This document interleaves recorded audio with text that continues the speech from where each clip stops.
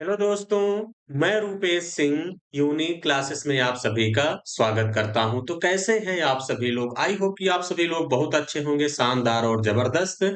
मैं आप सभी लोगों के लिए देखिए इम्पोर्टेंट 10 क्वेश्चन कराता हूं। जो बच्चे कंप्लीट सेशन को नहीं देखते हैं जरूर देखा करिए।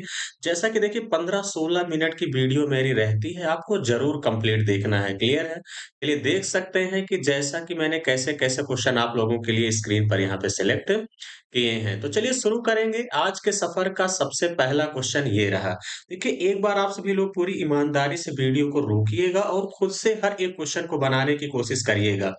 नहीं आता है चीज़ों को तब आगे आपको देखना है कि जैसे पहला क्वेश्चन कह रहा है, इसमें बहुत सारे बच्चों को बहुत कन्फ्यूजन होता है, लेकिन होता बहुत आसान है। क्वेश्चन कह रहा है यदि x y के व्युत्क्रमानुपाती है तथा x बराबर 7 दिया है और y बराबर 6 है, तो y बराबर 64 होने पर x का मान क्या होगा ये बताना है। देखिए आपसे कह रहा है जो x है, ये y के व्युत्क्रमानुपाती है, यानी ये देखिए व्युत्क्रमानुपाती है। इसका मतलब क्या हुआ समझिए? इसका मतलब हुआ कि x1 upon x2 is equal क्या हो जाएगा y2 अपान y1। ये सीधा-सीधा आपको कॉन्सेप्ट ध्यान रखना है, इस बात का ध्यान देना। तो देखिए x1 आपका क्या हो जाएगा यहाँ पे 7, x2 का मान मुझे चाहिए, x2 का मान चाहिए, इस बात का ध्यान देना। y2 आपका देखिए क्या हो जाएगा, ये y1 हो जाएगा और ये आपका क्या हो जाएगा y2 हो जाएगा। तो यानी ये 64 हो गया और ये कितना हो जाएगा 6। आप कहेंगे हाँ बिल्कुल सर 2 से काटेंगे तो 2 तिहाई 6, इसको 2 से कट कर दोगे कितना हो जाएगा 32। अब मुझे देखिए x2 का मान चाहिए, क्रॉस मल्टीप्लाई कर देंगे। 3 को देखिए इधर ले आइए, 32 को इसके नीचे लाइए, 7 त्रिक 21, 21 बटे 32 क्या हो जाएगा x2 का मान हो जाएगा। यही आपसे पूछा गया था, ऑप्शन नंबर फर्स्ट में दिख रहा है, यही इस क्वेश्चन का करेक्ट आंसर होगा। क्लियर है? समझ गए होंगे। अब ऐसा क्वेश्चन आएगा तो काफी कंफ्यूज नहीं होंगे। चलिए आगे बढ़ेंगे अगले क्वेश्चन की तरफ। अगला क्वेश्चन आपसे क्या कह रहा है? अगला क्वेश्चन कह रहा है एक कार रेंटल कंपनी छोटी कारों को ₹50 डॉलर प्रतिदिन और बड़ी कारों को ₹80 प्रतिदिन किराए पर देती है। यदि एक दिन में कुल 13 कारों को ₹920 डॉलर में किराए पर दिया गया तो कितनी बड़ी कारों को किराए पर दिया गया? ये सभी बच्चों को बताना है। बड़ा बढ़िया क्वेश्चन है। आप सभी लोग देखिए पढ़े होंगे सिर और पैर वाला। जैसे कि गाय के आपको पता है कि 4 टाँगे हैं, मुर्गी की 2 टाँगे, इस टाइप क्वेश्चन पढ़े होंगे, सेम उसी पैटर्न पे ये भी है। अब ध्यान समझिएगा, देखिए इसको करने का 2 तरीका है, एक बार आप लोग करिएगा फिर मेरा देखिएगा कैसे करेंगे। देखिए छोटी कारों को कितना दिया जाता है ₹50 प्रति डॉलर। बड़ी कारों को कितना दिया जाता है 80, तो 80 को हम क्या लिख सकते हैं 50 धन 30 लिख सकते हैं। आप कहेंगे हाँ बिल्कुल सर यही लिख सकते हैं। और टोटल कितना कारों को किराया दिया गया 13 कारों को ₹920। अगर मैं 50 छोटी कार 50 बड़ी का ले लेता हूँ, टोटल 13 कार है, तो इसका मतलब कितना हो जाएगा 13 इंटू 50 कर दोगे, 13 पचे 65, यानी ₹650 किराया देना पड़ता। कितना देना पड़ता? ₹650, यानी कितना एक्स्ट्रा दिया गया। 0 12 में से 5 गया 7, 8 में से 6 गया 2। ये जो ₹270 बचा है वो कितने जो एक्स्ट्रा दिया गया कितना दिया गया है 30। तो भागे 30 कर दोगे कितना हो जाएगा, 0 से 0 कैंसिल, 3 9 27, यानी 9 बड़ी कारों को दिया गया। ध्यान देना ऑप्शन नंबर बी क्या हो जाएगा इस क्वेश्चन का करेक्ट आंसर होगा। क्लियर हो गई बात? आप लोग समझ गए होंगे। एक तरीका ये है, बाकी आप इस पे एलिगेशन भी आसानी से लगा सकते हैं। चलिए आगे बढ़ेंगे अगले क्वेश्चन की तरफ। अगला क्वेश्चन आपसे क्या कह रहा है? अगला क्वेश्चन कह रहा है हितेश किसी वस्तु को इसके विक्रय मूल्य के 5/14 पर बेचने पर हितेश को 20% की हानि होती है। यदि वह इसे मूल विक्रय मूल्य के 80% पर बेचता है तो लाभ प्रतिशत क्या होगा ये बताना है। एक बार सभी बच्चे क्वेश्चन को बनाने की कोशिश करेंगे, बड़ा बढ़िया क्वेश्चन है और हमेशा पेपर में पूछा जाता है। देखिए, आपसे कह रहा मूल विक्रय मूल्य के 5/14, देखिए जो नीचे रहता है यही मूल विक्रय मूल्य होता है, इस बात का ध्यान देना। तो इसका मतलब ये है कि आप 5 में बेच रहे हैं तो 20% की हानि हो रही है, तो इसका मतलब कितने में बेच रहे हैं 80 में, क्लियर है? और कास्ट प्राइस को हमेशा कितना मान लेते हैं 100%, क्योंकि प्रॉफिट परसेंट या प्रॉफिट लॉस हमेशा सीपी पे देखा जाता है, यानी कितने गुना है 16 गुना है, 16 पंचे 80। आपसे कह रहा है यदि वह इसे मूल विक्रय मूल्य कितना है 14, 14 के 80% में बेचेगा तो 14 का 80% कितना हो जाएगा? तो यानी एक 0 से 0 कैसे 14 अट्ठे 112, यानी 11.2। इसका 16 गुना करेंगे, तो इसका 16 गुना कर देंगे, 16 दूनी 32, 32 की 2 3 आ गया, क्लियर? 16 का नाम 16 3, 19, 19 की 9 1 आ गया, 16 का नम 16 का नम 16, 1 17 यानी 179 दशमलव कितना आ जाएगा 2। 100% से कितना ज़्यादा है, कितने फ़ायदा हो जाएगा? 79.2% का क्या हो जाएगा? प्रॉफिट हो जाएगा। ऐसा कौन-सा ऑप्शन दिख रहा है? Option number D. Option number D क्या हो जाएगा? इस क्वेश्चन का राइट आंसर होगा। क्लियर हो गई बात? आप लोग कहेंगे हाँ, बिल्कुल सर बातें यहाँ तक अच्छे से क्लियर हो चुकी हैं। चलिए आगे बढ़ेंगे। अगला क्वेश्चन कह रहा है ₹850 में एक शर्ट बेचने पर किसी व्यापारी को 10% की हानि होती है। उस शर्ट को ₹1530 में बेचने पर उसे यक्स परसेंट का लाभ होगा तो यक्स का मान ज्ञात कीजिए। ऐसा देखिए क्वेश्चन मैं कल भी करवाया था। आज ये क्वेश्चन आप लोगों के लिए होमवर्क है। क्या है? होमवर्क है। इस क्वेश्चन का आंसर क्या होगा? पूरी ईमानदारी से सभी बच्चे कमेंट बॉक्स में कमेंट करके बताएँगे। ऐसा क्वेश्चन मैं 2 दिन करा चुका हूँ, इस बात का ध्यान देना। चलिए आगे बढ़ेंगे अगले क्वेश्चन की तरफ। अगला क्वेश्चन ये भी बहुत बेहतरीन है। क्वेश्चन कह रहा है महेश ₹35 प्रति किलोग्राम की दर पर 10 केजी चावल खरीदता है और ₹46 प्रति किलोग्राम की दर पर 38 किलोग्राम चावल खरीदता है। कह रहा है वह मिश्रण को ₹43.5 प्रति केजी के दर पर बेचता है तो उसका हानि रुपए में क्या होगा ये बताना है। चलिए, एक बार सभी बच्चे लगाने की कोशिश करेंगे फिर मेरा तरीका देखिएगा कि आप कैसे इसमें कैलकुलेशन बचाएँगे। देखिए, एक तरीका तो ये बहुत सारे बच्चे करेंगे कि 35 इंटू 10 करेंगे, फिर 46 गुणे 38 करके टोटल सीपी निकालेंगे। फिर उसके बाद देखिए 10 38 को जोड़ के और टोटल 43.5 में गुणा करके घटाएँगे तो आ जाएगा।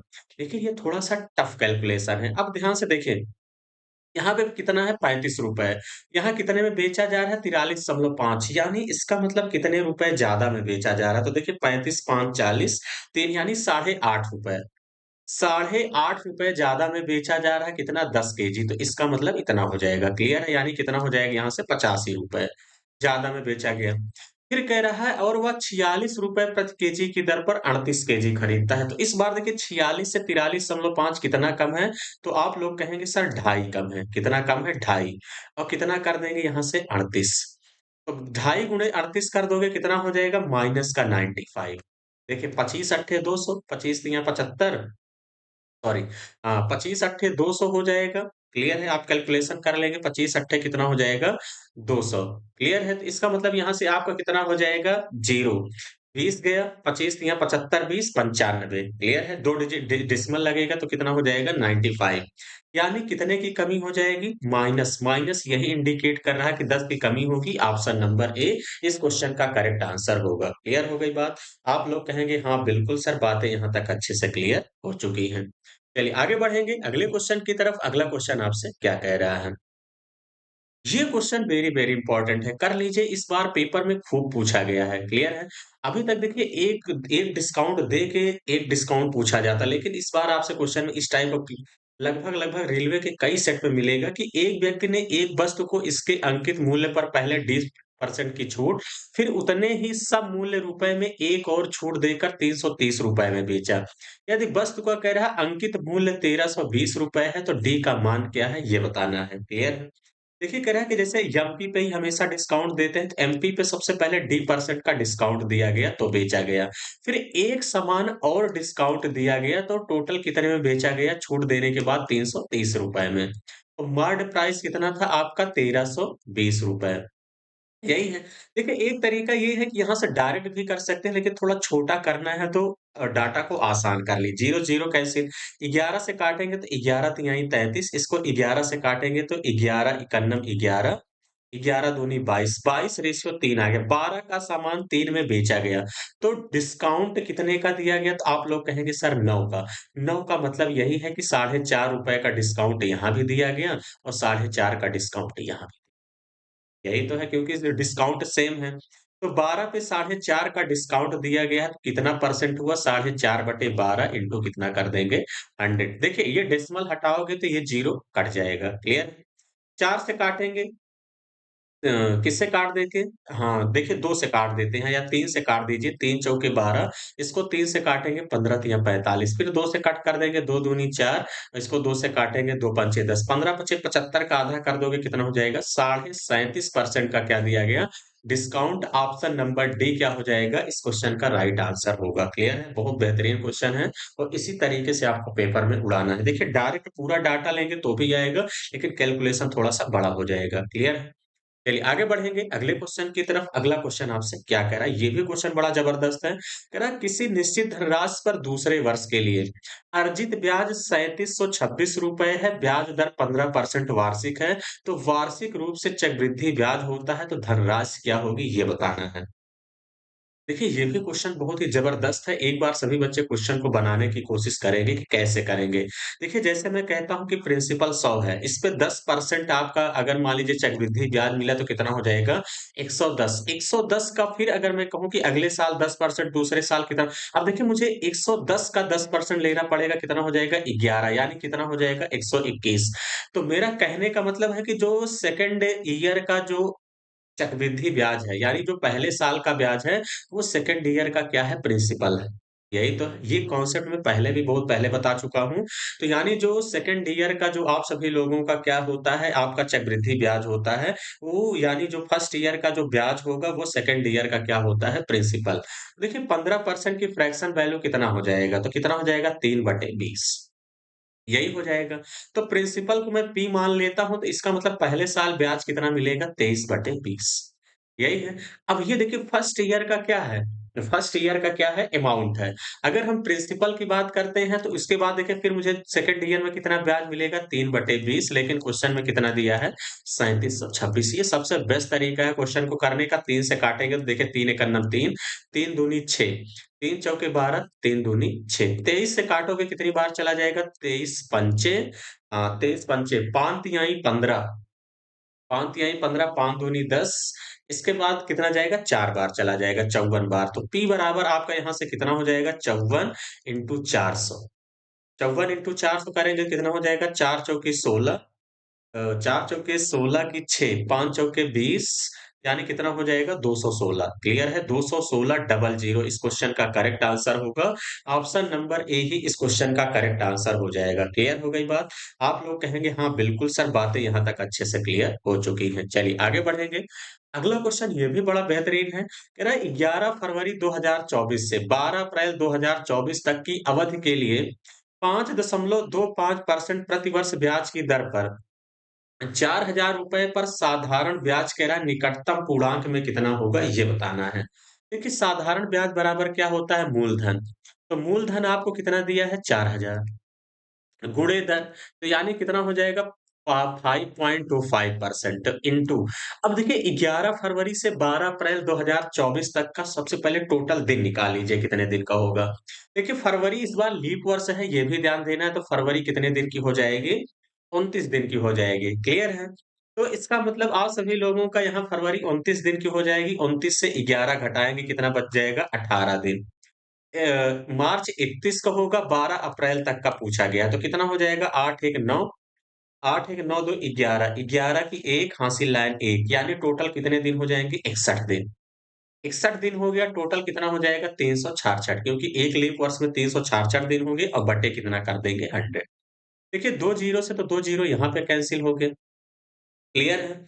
अब यहाँ पे देखिए एक डेसिमल अगर मैं यहाँ पे हटाता हूँ, देखिए, 1 डेसिमल यहाँ पे अगर 2 डिजिट के बाद डेसिमल हटाता हूँ, तो 1 डेसिमल यहाँ कैंसल हो जाएगा, नीचे 1 ज़ीरो बढ़ जाएगा। यानी हम कह सकते हैं कि 1 नीचे 10 हो जाएगा। क्लियर है? 2 से काटेंगे, 2 दूनी 4 और 2 पंचे 10। 5 से इसको काट देंगे तो 5 एकन्ना 5, पचम 25। यही हो जाएगा। आप कहेंगे हाँ, बिल्कुल सर। 61 से काटेंगे, ये कितनी बार चला जाएगा? 6 बार। 2 से इसको काट देंगे कितनी बार चला जाएगा? 2 तिहाई 6, 3 से काट दीजिए। 3 से काटेंगे तो देखिए 3 त्रिक का 9 और 3 पचे 15। ₹35 ब्याज मिलेगा। ऑप्शन नंबर बी क्या हो जाएगा? इस क्वेश्चन का राइट आंसर होगा। क्लियर है? ये तरीका है सबसे बेस्ट कैलकुलेशन करने का। चलिए आगे बढ़ेंगे अगले क्वेश्चन की तरफ। अगला क्वेश्चन आपसे क्या कह रहा है? ये भी क्वेश्चन बहुत बेहतरीन है। क्वेश्चन कह रहा है राम को 20 किलोमीटर चलने में रवि से 2 घंटे अधिक लगते हैं। फिर कह रहा है यदि राम अपनी चाल दोगुनी कर दे, आपसे क्या कह रहा है कि राम जो है अपनी चाल दोगुनी कर दे, यानी स्पीड पहले उसकी 1 थी, अब कितना कर दे? 2 कर दे। दुगनी चाल कर दे तो वह रवि से 1 घंटा 20 मिनट ज़्यादा लेता है। इसका मतलब ये है कि देखिए राम 20 किलोमीटर चलने में रवि से 2 घंटे ज़्यादा लेता है, यही कह रहा है। यदि वह अपनी चाल दुगनी कर देता है, तो वह रवि से 1 घंटा 20 मिनट यानी 1 घंटा 20 मिनट पहले ही पहुँच जाता है। क्लियर है? अगर देखिए क्योंकि दूरी 20 ही किलोमीटर चल रहा है, तो टाइम इसका रेसिप्रोकल हो जाएगा, यानी कितना हो जाएगा? 2 अनुपात 1। अब देखिए इसके टाइम का गैप कितने हो जाएगा तो यानी 3 घंटा 20 मिनट। 2 1 3 यानी 3 घंटा 20 मिनट, यहाँ अंतर कितना आया 1। 1 की वैल्यू कितना आ गया 3 घंटा 20 मिनट, यही है। तो 2 की वैल्यू कितना हो जाएगा तो 2 की वैल्यू कितना हो जाएगा इसी का मल्टीप्लाई कर देंगे इंटू 2। 3 दूनी कितना हो जाएगा 6 घंटे 40 मिनट। यही हो जाएगा कि नहीं? आप लोग कहेंगे हाँ बिल्कुल सर यही हो जाएगा। तो आपसे कह रहा है इतना आगे है तो रवि की चाल। अब देखिए रवि की एक्चुअल चाल क्या रही होगी? तो 6 घंटे 40 मिनट से 2 घंटे कम कर देंगे यानी कितना हो जाएगा 4 घंटे 20 मिनट। 4 घंटे 20 मिनट रही होगी। क्लियर है? 4 घंटे 20 मिनट को कन्वर्ट कर लेंगे तो 4 प्लस 20 बटे कितना हो जाएगा 60। तो 20 तिहाई 60, 3 चौके 12 2 14 बटे 3 घंटे लगे होंगे। तो चाल बराबर दूरी बटे समय। तो इसका मतलब 20 बटे कितना हो जाएगा 14 बटे 3। 3 ऊपर चला जाएगा तो 20 तिहाई कितना हो जाएगा यहाँ से 60, 60 बटे 14। तो 2 से काटेंगे 2 सते 14, 30 बटे 7, 30 बटे 7 किलोमीटर पर आवर स्पीड होगी। ऑप्शन नंबर सी क्या हो जाएगा इस क्वेश्चन का करेक्ट आंसर होगा। क्लियर है? बात समझ गए होंगे, इसी तरीके से आपको पेपर में भी उड़ाना है। चलिए आगे बढ़ेंगे अगले क्वेश्चन की तरफ। यह क्वेश्चन एक बार सभी बच्चे ईमानदारी से करने की कोशिश करेंगे, बहुत ही जबरदस्त बेहतरीन है। हमें पता है कि 90% बच्चे इस क्वेश्चन में फँसने वाले हैं। क्वेश्चन आपसे कह रहा है BRELF को CFGMS लिखा जाता है, MJCLH को DIKLM लिखा जाता है, EODET को क्या लिखा जाएगा ये बताना है। तो चलिए ध्यान समझिएगा कैसे करेंगे। आपसे ये कह रहा है कि BRELF को क्या लिखा गया है CFGMS, यही है लिखा गया है। अब यहाँ पे देखिए, इसमें क्या लॉजिक लगा है ध्यान समझिएगा। सबसे पहले इसको बढ़ते क्रम में लिख दो बी, बी के बाद देखिए यहाँ पे क्या आता है ई, ई के बाद एफ, एफ के बाद एल, एल के बाद आर।